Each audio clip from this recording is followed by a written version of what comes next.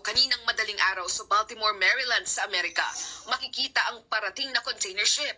Akmang tatawid ito sa malaking tulay na kilala sa tawag na Francis Scott Key Bridge nang biglang gumuho ang tulay. Nabangga ng barko ang isang poste ng tulay. Sa tindi ng impact, bumagsak at lumubog sa ilog ang higit 8,000 talampakan na tulay.